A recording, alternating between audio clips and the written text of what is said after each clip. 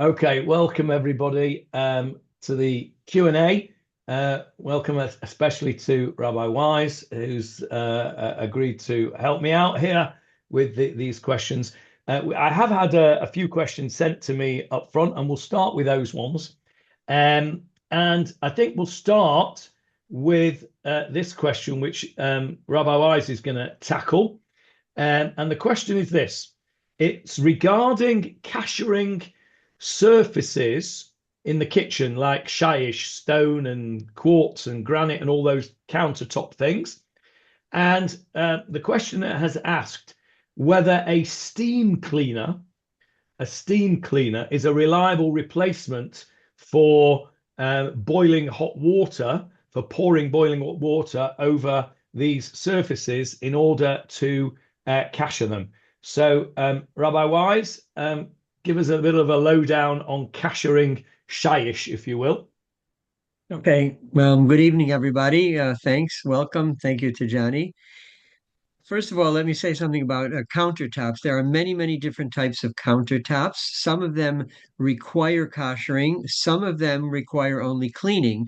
If they're not soluble, if nothing sinks into them, then you may not have to kosher them at all. So because there are so many, you have to look into, and there's some of the Pesach guides that have listed many of the different types of countertops as to whether or not they have to be kosher, can be koshered, etc. In the old days, it was customary simply to cover them with tin foil or even with newspaper, something like that, so the food itself did not come into contact with the countertops. So it's not automatic that they have to be koshered.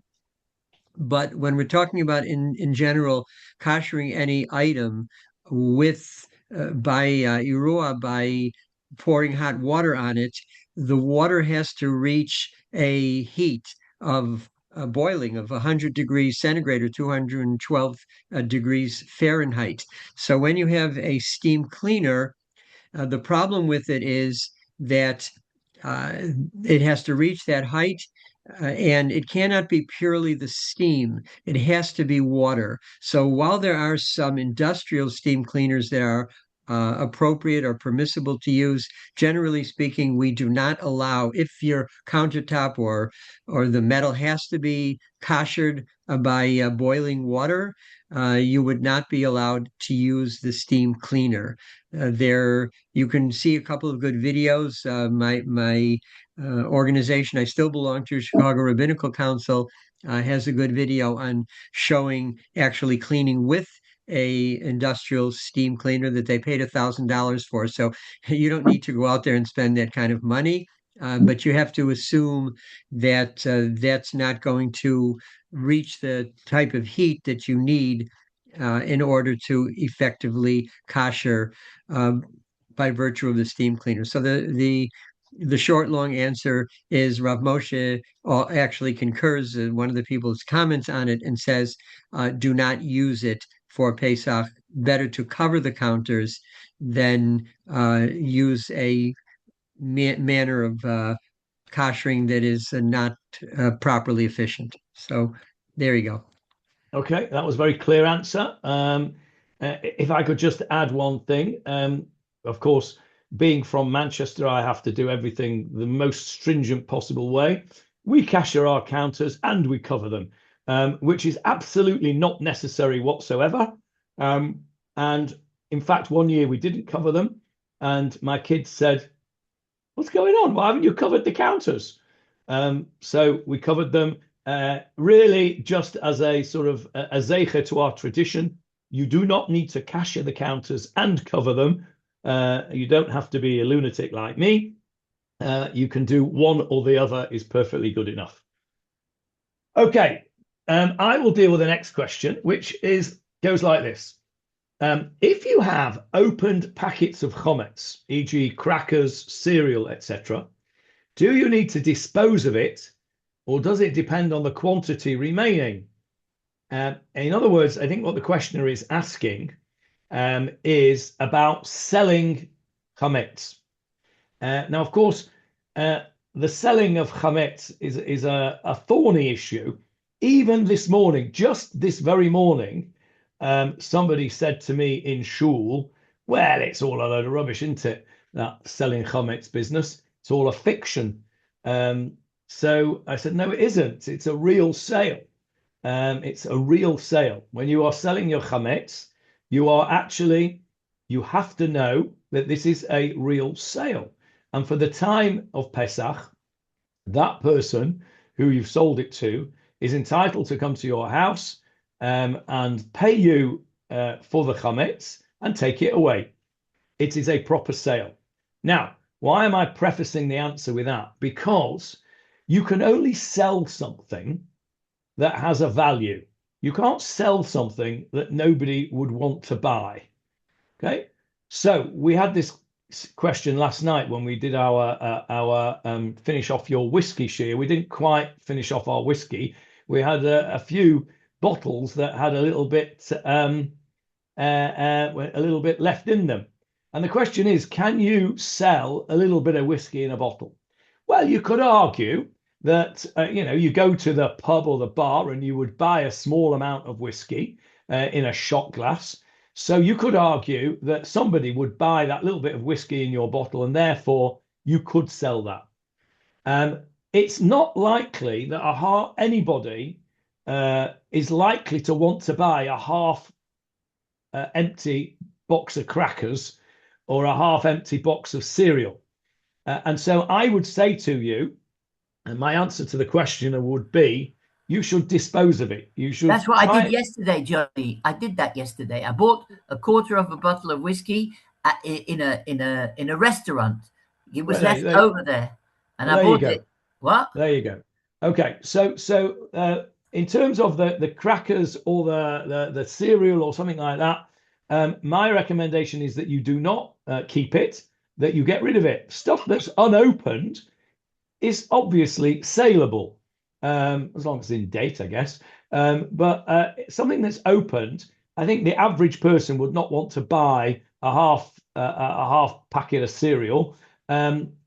Similarly, you cannot sell your half-eaten sandwich that you can't be bothered to take out of the kids' bags or from underneath the bookcase or whatever, because nobody wants to buy it. So there are two aspects, really. What is chametz? Well, chametz is something which a dog would eat. Well, a dog would eat that, so it's still considered to be chametz. The sale of chametz is only possible for something which has a saleable value. And I would argue that these things, half-eaten, half-opened and half-finished packets of stuff, does not have a saleable value. Nobody would really want to buy it. And therefore, you should do your best to dispose of it, either by eating it, preferably by eating it. And if not by eating it, then by destroying it on Erev Pesach, whatever is left, destroy it when you burn your chametz. That is the answer to that question about half-opened packets of chametz. Okay, the next question. Let me just interject. Let me just interject one thought as well, in terms of the whole idea of what to do with chametz. I think the Chachamim felt that yes, it might be preferable to get rid of all chametz that a person owns, but you also have a prohibition of bal tashchit, of destroying usable items or products that we have. So that really led to the whole idea of the sale, because something like specifically whiskey, that was something which was very valuable, and people were not going to just pour the whiskey down the drain. So they didn't want to put people in that position of, what am I going to do? We don't want people to own chametz against the halacha, but they may be reluctant to get rid of it. So you have to weigh those two issues, because I know people that will literally take everything in their house, brand new boxes of cereal, never opened, etc. These are expensive items, and therefore there's a very strong case to be made that you can sell these items because you do not want to waste this kind of money, which is also problematic from a halachic point of view. Yeah, I absolutely agree. Okay, there's a little bit in the chat here, which I'll just put to bed. And that is Rabbi Weiss quoted the boiling point of 100 centigrade. However, at the height of many flats, boiling points are depressed. Is this a problem? And then we've got some discussion about what is boiling and what isn't. We don't really care what temperature it is. If it's boiling, it's boiling. You can see when it's boiling, it goes bubble, bubble, bubble, bubble, bubble. Okay. And if at the height of your flat, it does that bubble, bubble, bubble thing at less than 100, well, that's fine. It just has to be boiling. Generally speaking, we accept that the boiling point of water is 100 centigrade, but I dare say that there will be variations from place to place due to altitude, etc. It's the fact that it's boiling that's relevant, not the actual temperature. You don't need to stand there with a thermometer. Okay, good. Right. The next question is for Rabbi Weiss.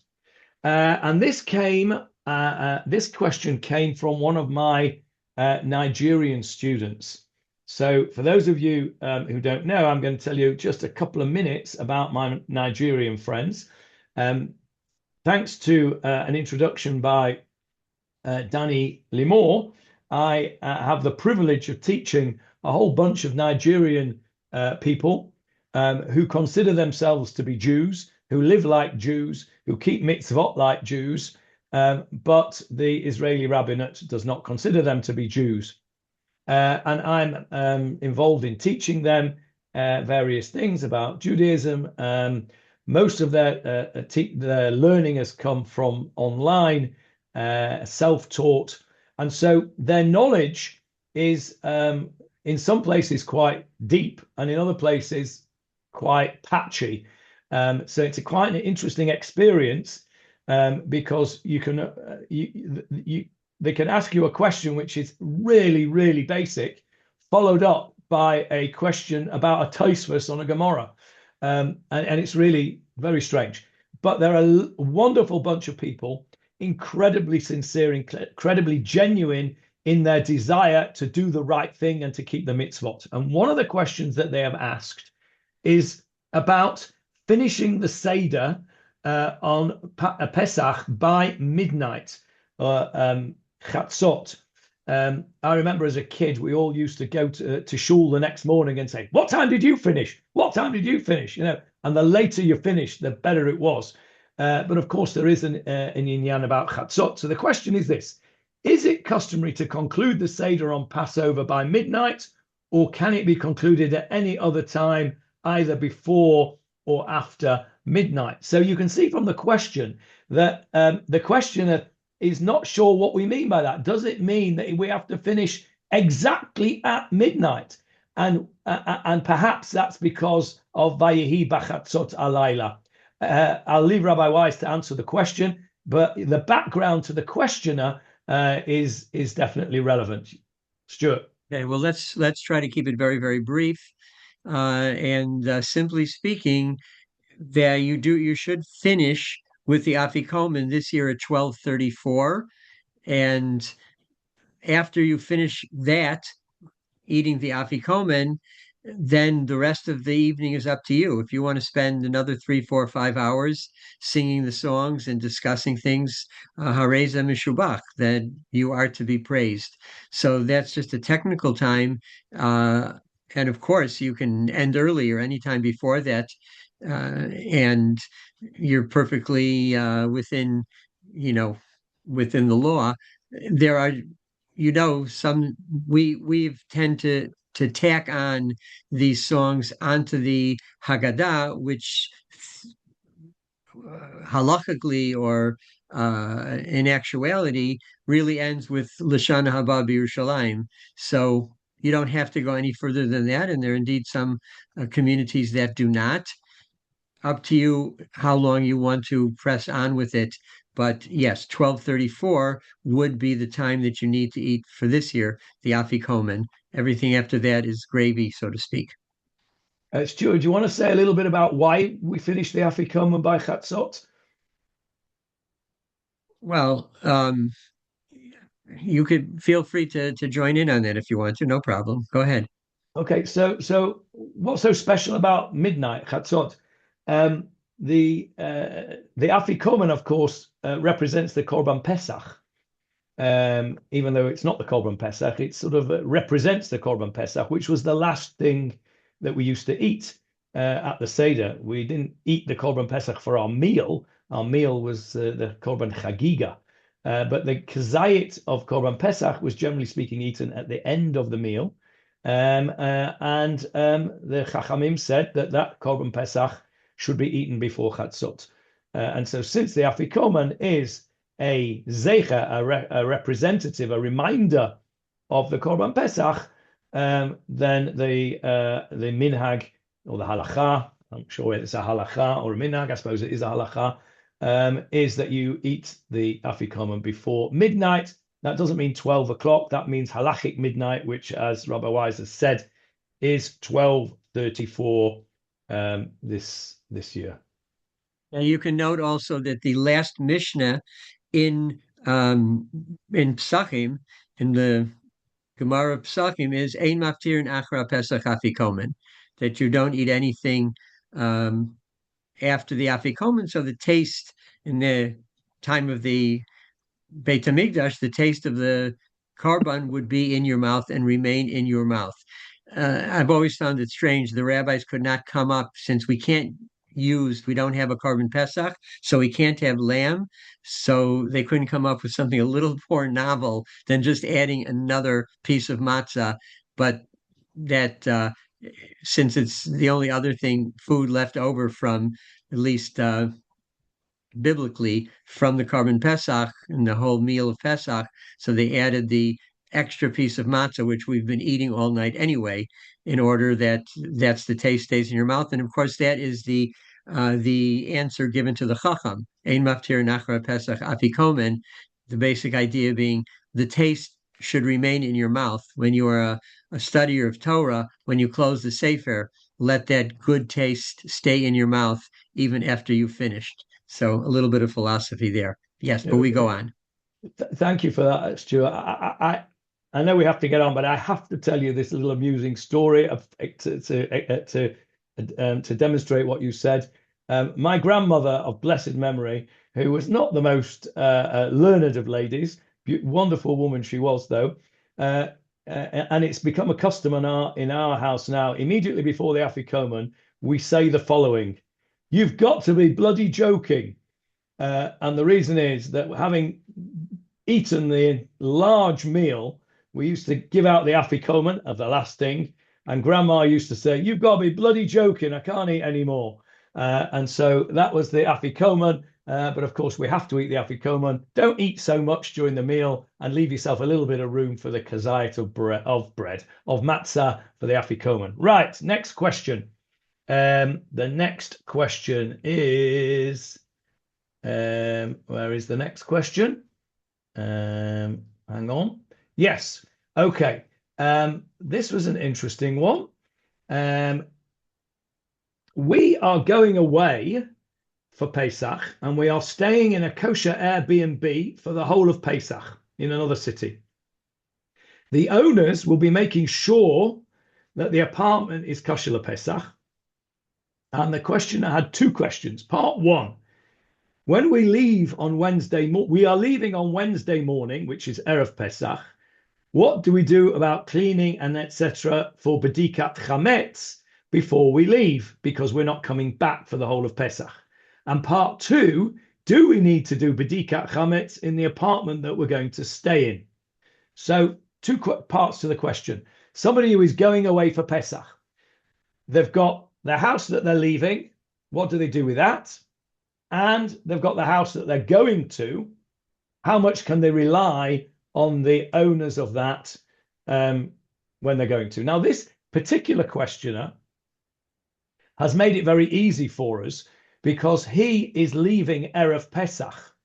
So at the traditional time for bedikat chametz, which is the night before, i.e. right at the beginning of Erev Pesach, so Tuesday night for us here, that's when you do bedikat chametz. He's still in his own house. So he can do his bedikat chametz as normal. He has to do his bedikat chametz on his own house, even though he's not going to be there for the whole of Pesach. Still has to do a bedikat chametz. Still has to put away his chametz in the locked cupboard or room where he's going to sell that. And he has to do a bedikat chametz with the bracha on Tuesday night. So that's simple. On Wednesday morning, he can do his biur chametz. He can get rid of his chametz before he leaves to go to the other place. So he can then fulfill all the factors of bedikat chametz and biur chametz before he leaves in this particular situation. Very easy, very simple. When he gets to the other place, what does he have to do? Can he rely on the person's cleaning out?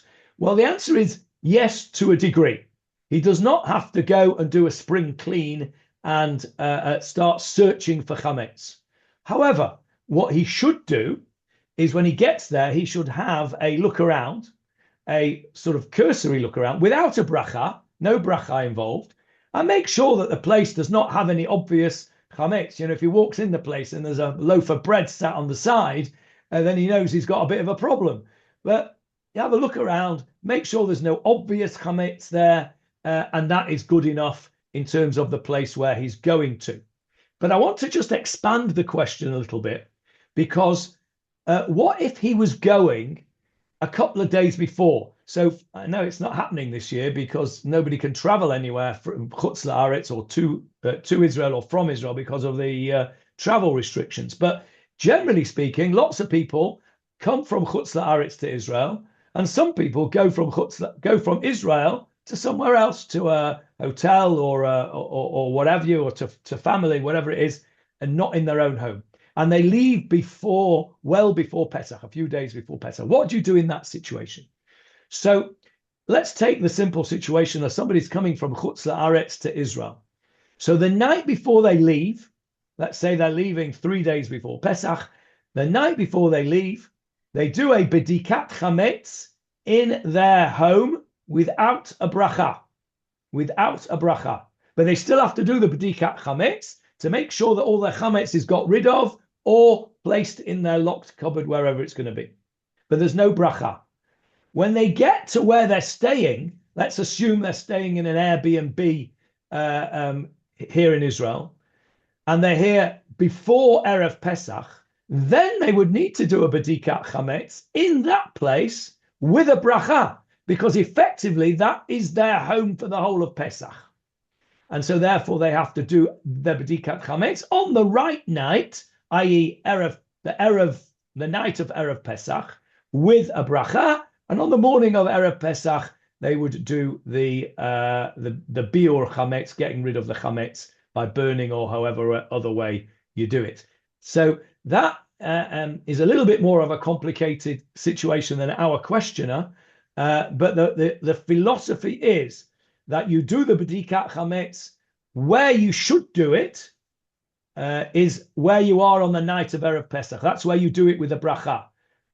But if you're leaving your own home before that, you do it prior to that without a bracha. Okay, was that clear enough? Stuart, was that clear? Yes, the only thing I would add is there is an option that what you can do is you can choose, if you're leaving your home, you can choose one room in your home. You can designate that as if it were your whole home, and put out the pieces of bread or whatever you do in that one room. You should clean it first, so it's actually clean for Pesach. So you can choose a room that doesn't normally have any chametz, so you don't have to do any real cleaning. Put out the pieces of bread there and do the bedikat and fulfill your mitzvah that way if you are going away and you won't be in your home. It's problematic if you don't clean your house for Pesach and other people come to stay in your house. That is indeed problematic and should be avoided. Okay, thank you for that. All right, let's move on to the next question. The next question is for Rabbi Weiss. Oh, that was your one I just did. That's Oh, okay. I'm sorry. I messed you up there. That was your question I just answered. Silly me. No problem. Okay. Right, you're on the hoof now because I didn't give you this one, and I was this is a question which I think is probably going to lead into the next question. So the questioner asked this: Can someone of Ashkenazi tradition eat food fried in canola oil on Pesach?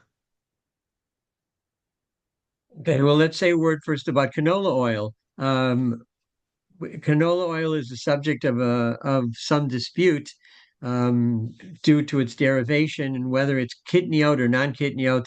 Rav Ariel, chief rabbi of Ramat Gan, and a great Talmid Chacham, Rav Ariel permits the use of canola oil even for those who do not eat kitniyot. As a matter of fact, at our hotel program that we run every year, we use canola oil. It's very handy and chefs like it, etc. And I have a written psak from Rav Ariel allowing it. Um, in terms of this whole issue of can you eat kitniyot, not kitniyot, etc., I don't really. Maybe we'll get into it afterwards. Maybe Johnny will comment on that. But I want to say that one should not be too extreme about this. Kitniyot is not chametz, and although there is a minhag and for Ashkenazim not to eat kitniyot, and there's no halachic ability to overcome that gezerah, that decree by the rabbis, although many people would like to see it overturned, there is no possibility of doing so without proper and credible halachic allowance, whether we want to do it or not. We can't do everything and have everything we want. But yes, it is a subject of great debate.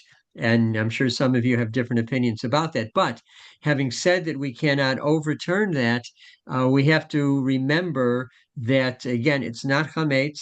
And therefore, in certain circumstances, we can be lenient. I will tell you, as an example, the chief rabbi of Renana, Rav Yitzchak Peretz, was the chief rabbi for 63 years in Renana, the longest serving chief rabbi in the history of Israel in a city.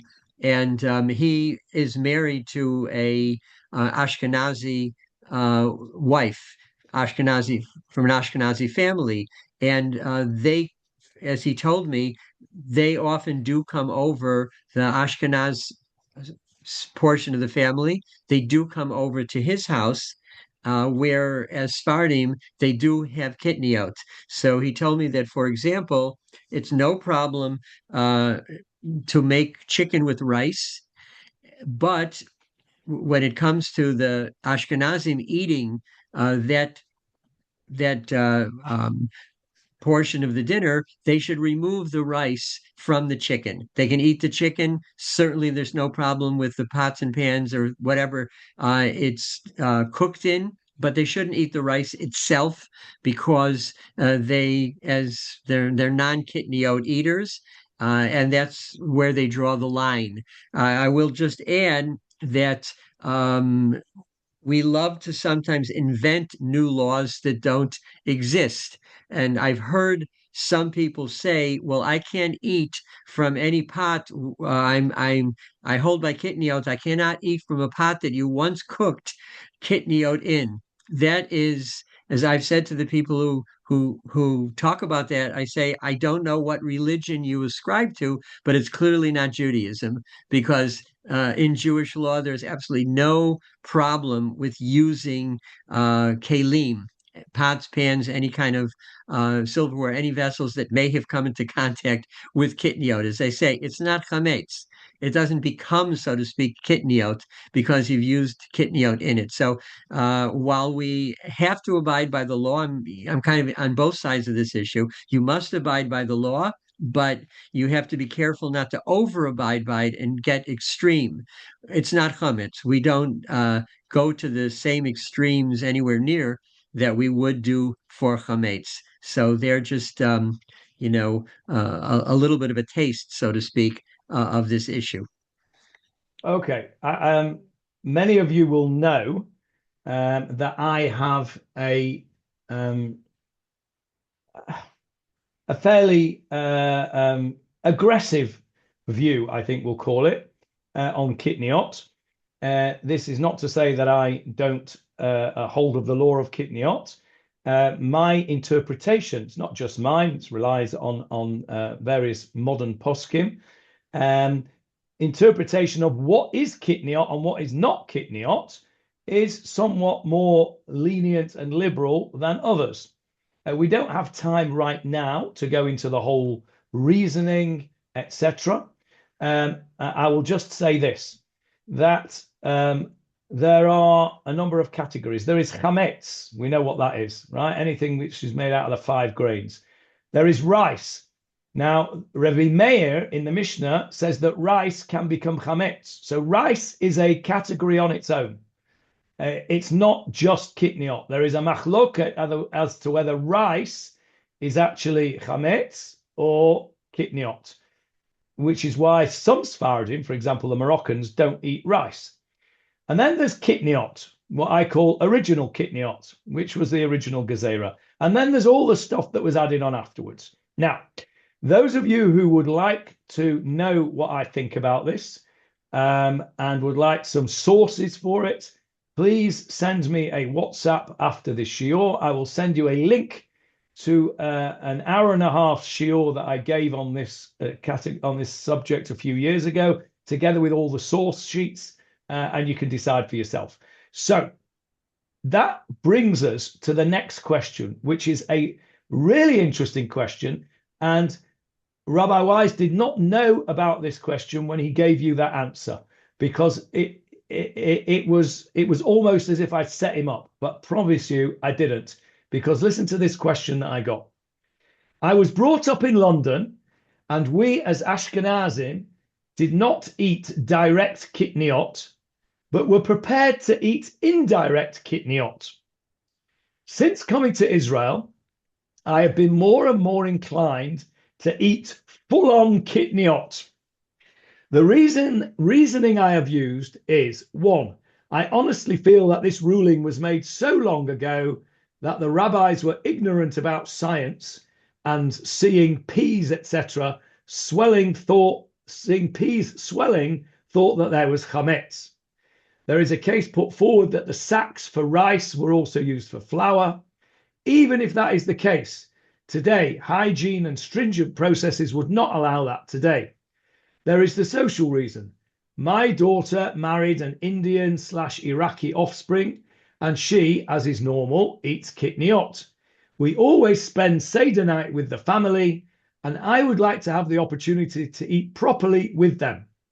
Finally, like many others, I suffer over Pesach with a lack of bulk, and I feel strongly that a minhag, however potent, can be set aside. After all, kitniyot are not chametz. Okay, now that question encompasses all sorts of things. Something that Rabbi Weiss touched upon, which is the mix, and it's very, very common, of course, here in Israel, less common in Chutz La'aretz, that there is mixing of Ashkenazi and Sephardi families. The answer that Rabbi Weiss gave is very, very clear, and it's one that is agreed by all the poskim, and that is that Ashkenazim and Sephardim can certainly eat together.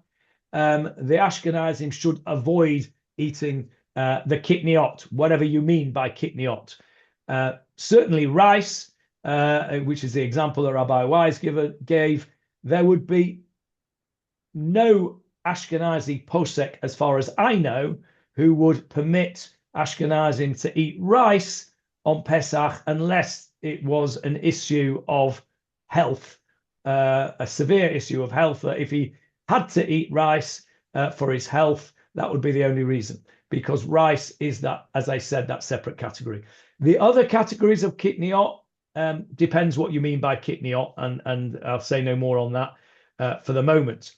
But let me just interject one thought there about what you're saying. And first of all, Chana wrote in the chat that Kitniyot goes by man or husband in his tradition. That is true, but there is allowance in the, let's say, in the circumstance which I gave of the mixed family eating together, if the husband were to give permission at their in-laws' house to well, you know what, I'm not going to go into that, but there is an issue about giving permission on sometimes on situations like this. But I wanted to more emphasize that there is this concept of may kitniyot, the derivatives of kitniyot, and there we have seen an example of that, for example, being corn oil or lecithin, often used in chocolates.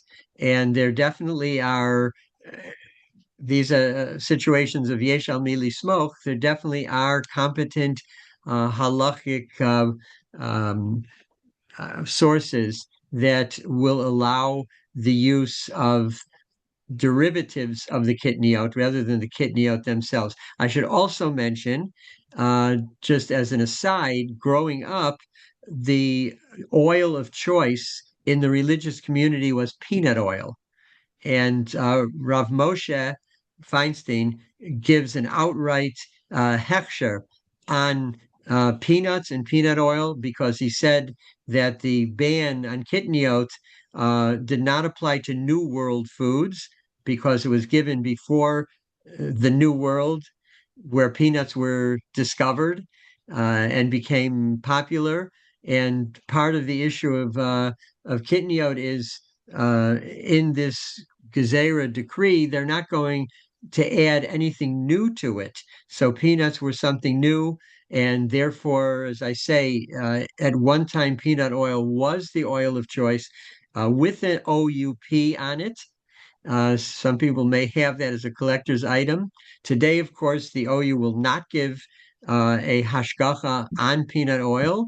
And it's a whole other subject about people, in of kashrus industries getting more religious in their old age and suddenly deciding that which was kosher before is not kosher now, which is problematic because the standard in Jewish life is that anyone who came before us was automatically holier, more knowledgeable, and their halachic decisions are more credible than the ones given today.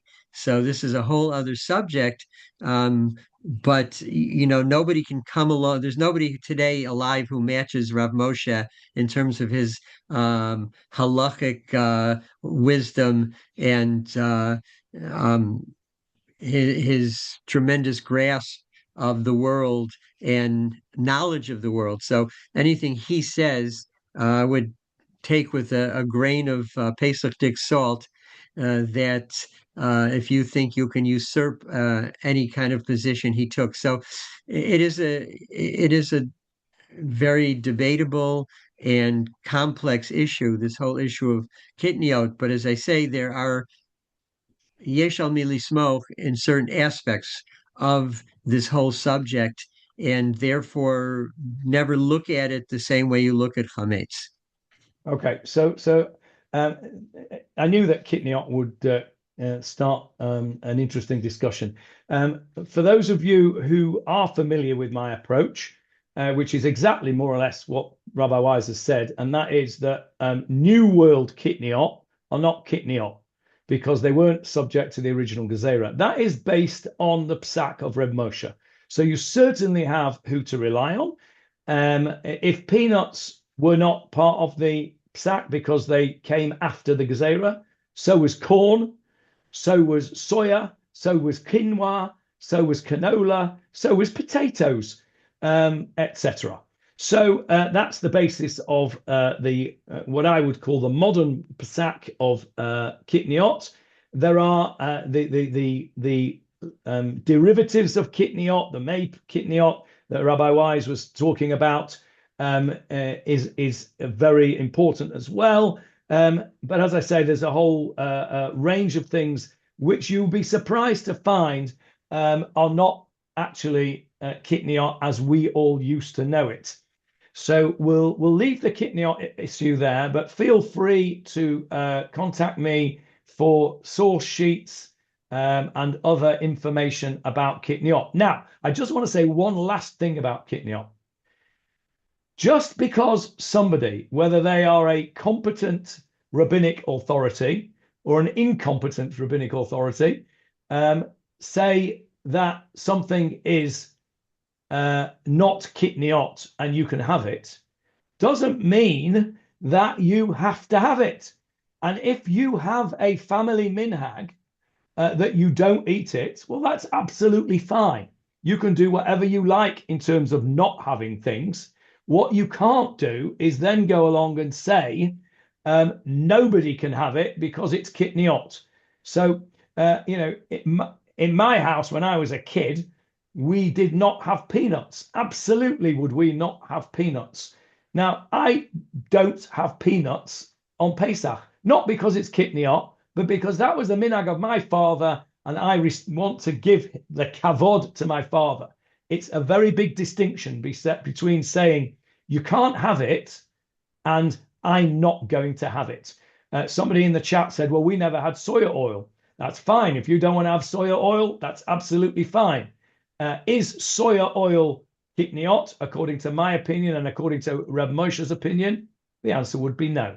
So we'll leave Kitniyot at that point, and we'll go on to another question, because otherwise we could carry on Kitniyot forever. Who's going to answer this question? Here we go. Let's have a look at this question. This question was about, again, back to the sale of chametz. If one's personal business throughout the year involves the selling and handling of chametz, how should you act during the holiday? If you've got a business throughout the year involves selling or handling chametz, how should you act during the holiday? What do you need to do about this during Pesach? Stuart, do you want to answer that? No, I'm not sure exactly what the intent of the question is. If you're asking if somebody is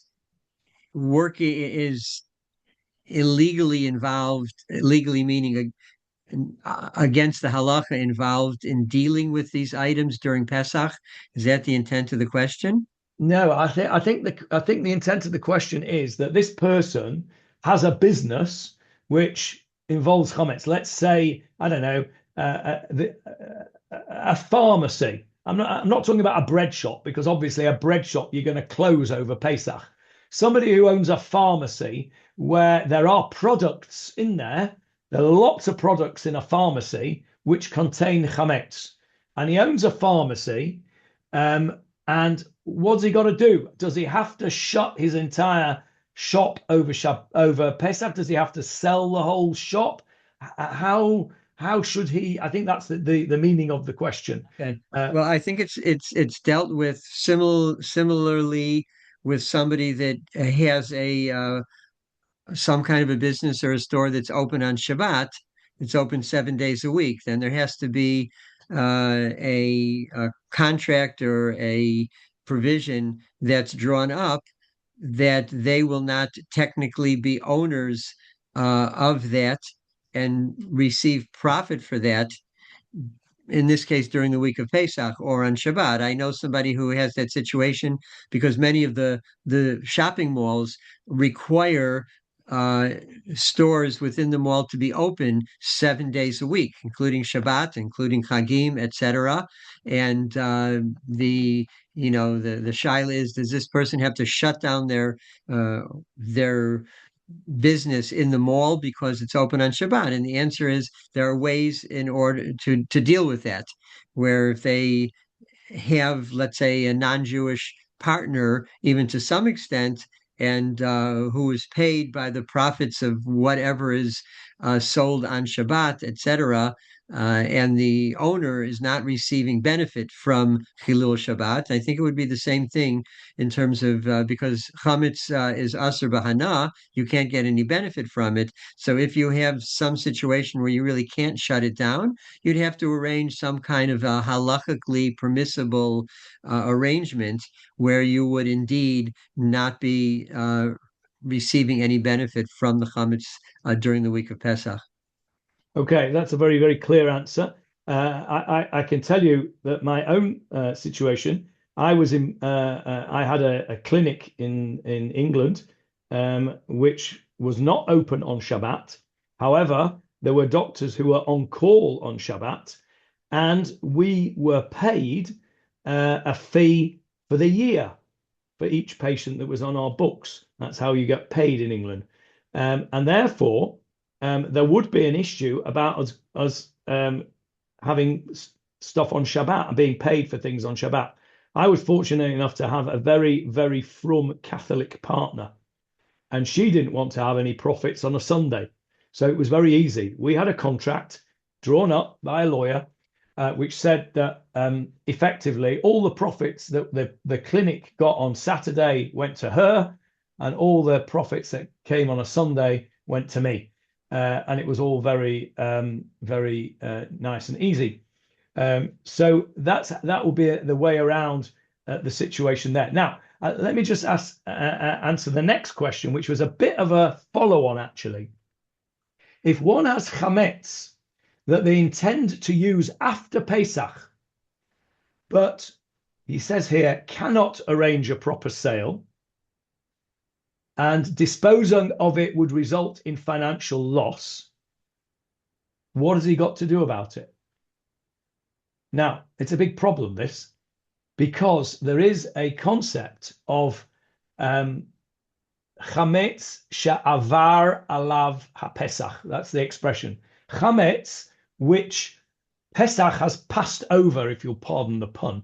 What it means is chametz, which has remained in the possession of a Jew during Pesach. That chametz is not only forbidden during Pesach, it is forbidden after Pesach. And it's not only forbidden to be eaten after Pesach, it is forbidden to have any benefit from it whatsoever.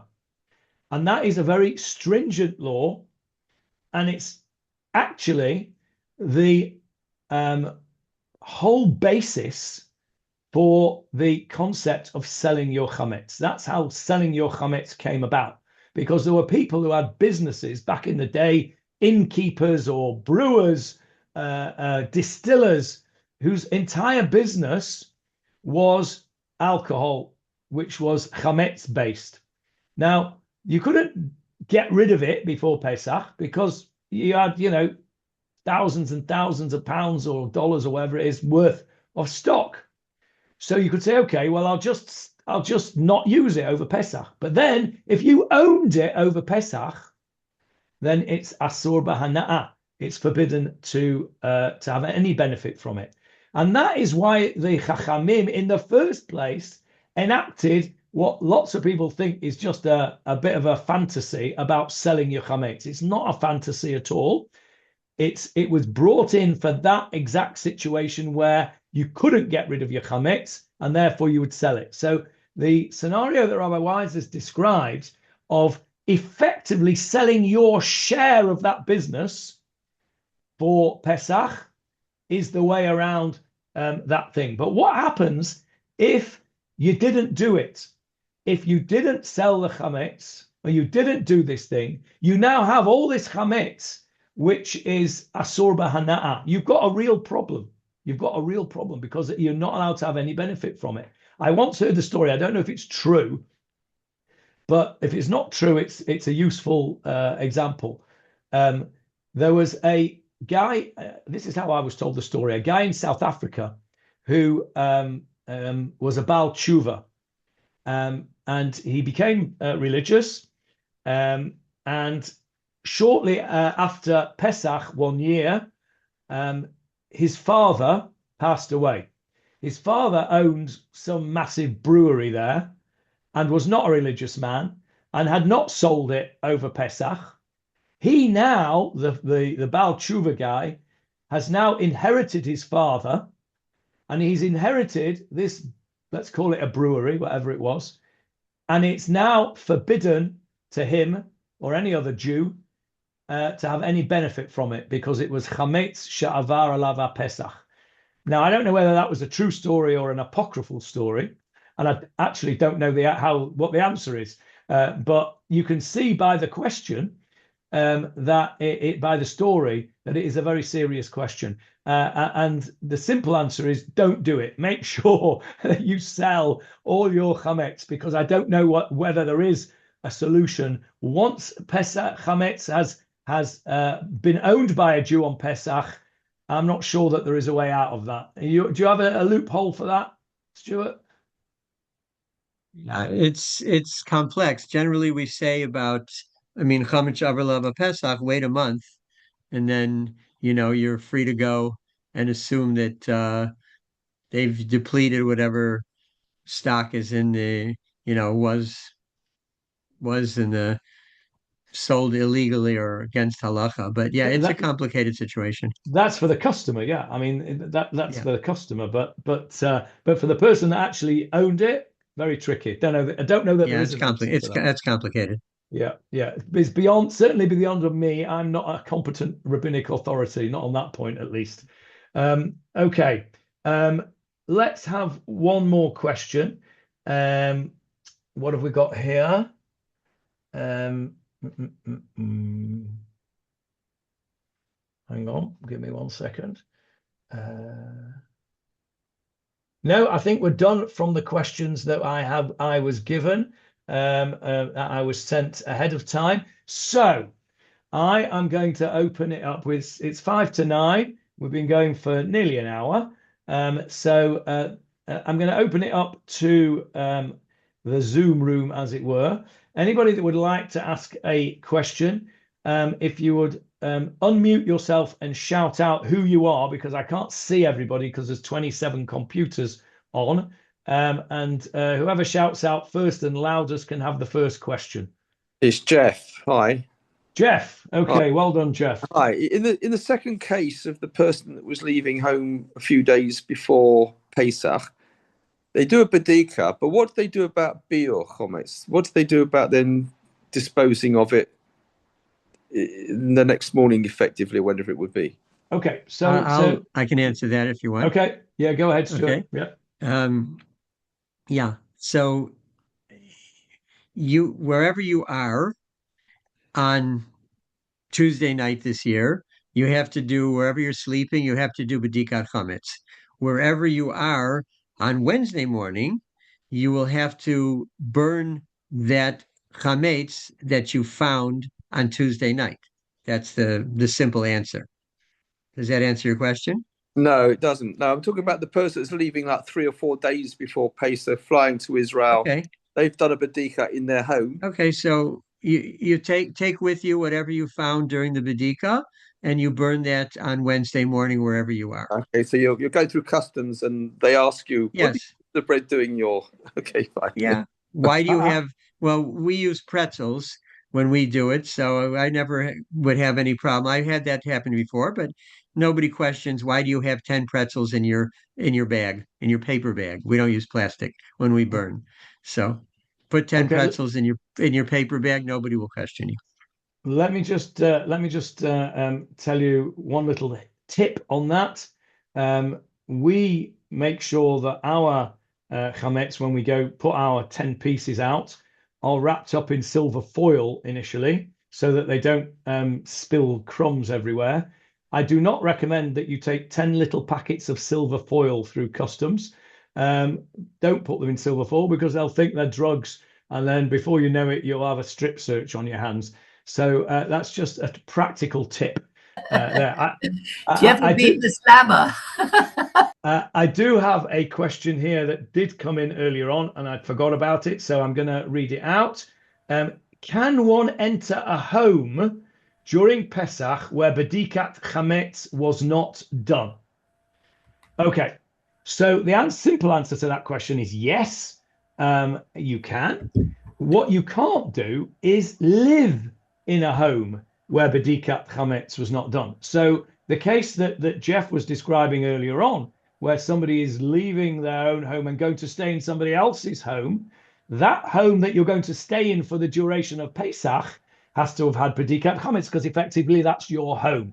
But if you are invited into a home on Pesach, and that home has not had bedikat chametz done to it, then you are not responsible for that. Clearly, it wouldn't be a good idea to eat in a home which has not had bedikat chametz done it, because they're probably not going to be all that particular.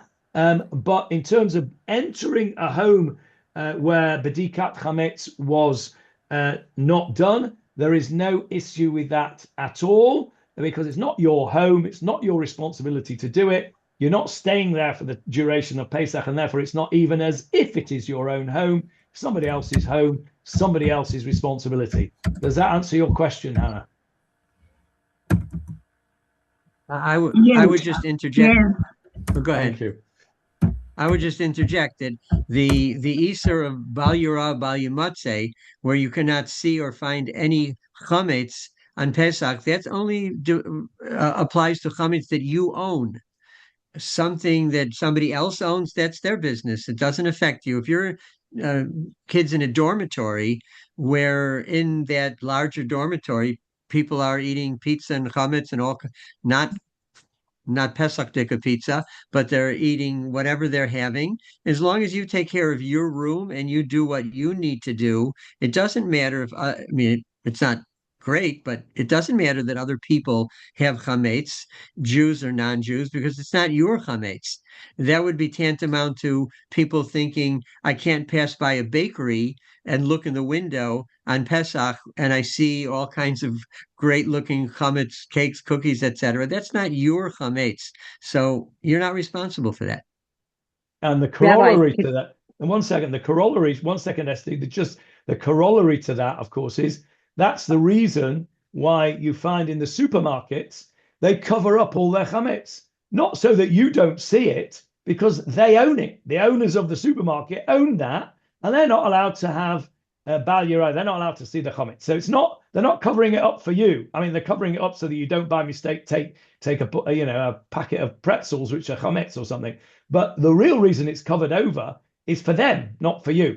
As Stuart said, it's not your responsibility. The truth is that technically, if you have a cabinet at home that is a glass cabinet and there's chametz in there which you have sold, it's not your chametz anymore. You're looking at somebody else's chametz. I mean, we sometimes don't feel comfortable with that, so we may cover it, but it doesn't affect you halachically because you're looking at somebody else's chametz. No different than gazing into a bakery during Chol Hamoed.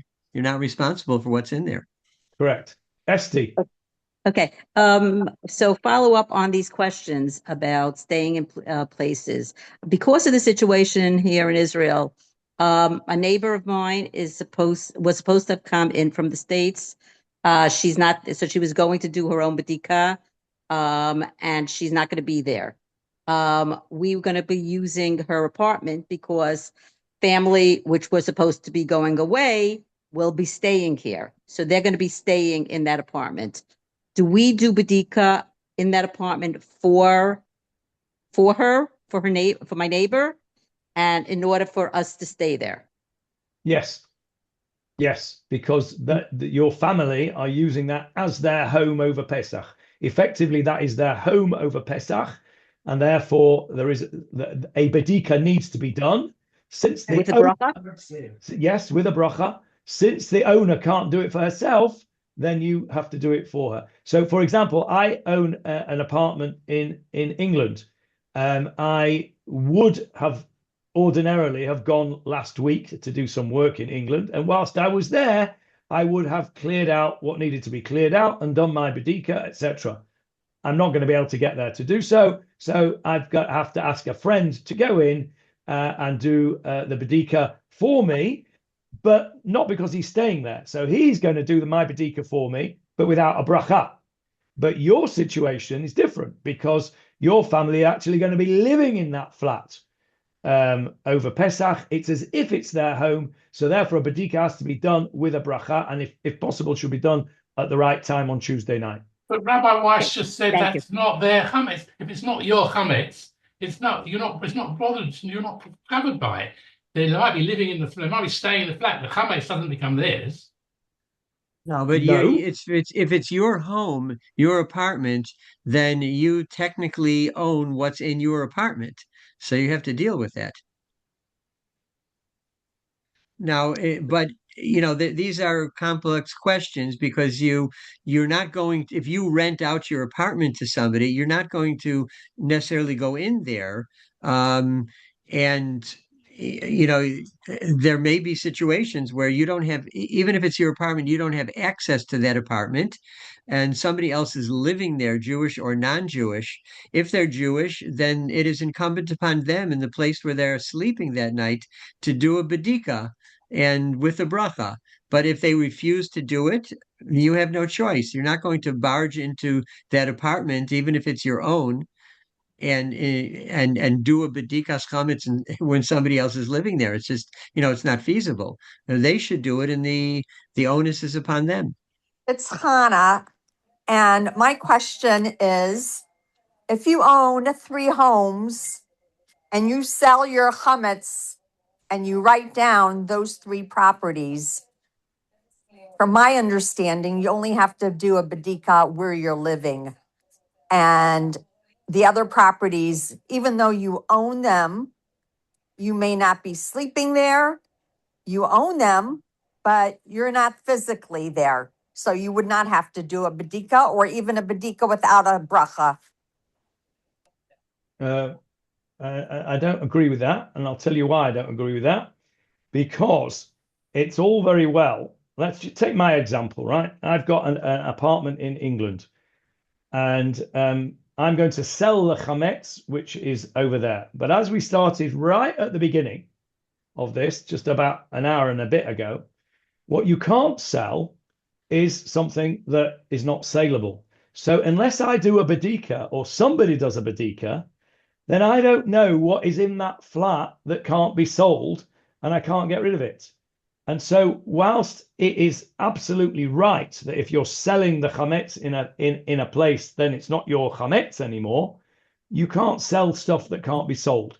So in my view, maybe there'll be others that disagree. In my view, a property that is owned by a person over Pesach should have a bedikat done, either with or without a bracha, depending on the situation. But a bedikat should be done by somebody, even if it's not being used over Pesach. But if you sell the whole property, you don't own anything in the apartment. That's a different question. Well, that's what I'm saying. Of course, when you're selling the property and everything in it. No, you're not. You're not selling everything in it. You're selling the chametz. You have a look at this. Have a look at the sales form on your chametz thing. It doesn't say you're selling the house. You're selling the chametz. If you have a different arrangement where you sell your entire property for the purposes of Pesach, like a business, for example, like we've just said before, you sell your business over for the whole thing. That's a different question. But when you sell your chametz in your second and third properties, you're not selling the whole property unless you specify that you're selling the whole property. If you specify you're selling the whole property, then you're right. It's not yours anymore. Correct. But that's not the usual situation. But it's a complex question. But the bedikat, it's not a simple question. But the bedikat is where you are presently. You can't be physically present in Manchester and Israel and the Bahamas. Okay, so your bedikat is where you're physically present. You also have a responsibility to do a bedikat where you're not physically present, which is why you have to do a bedikat before you leave to go to the places you're going to. And if you're not there, like I can't do there, you have to appoint a shaliach to do it. Okay, any other questions?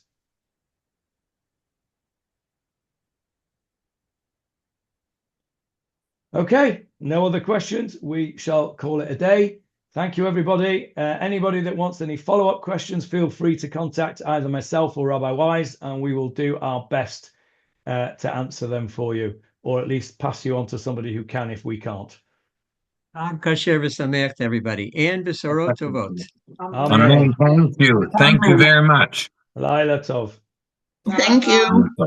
Thank you very much. Thank you.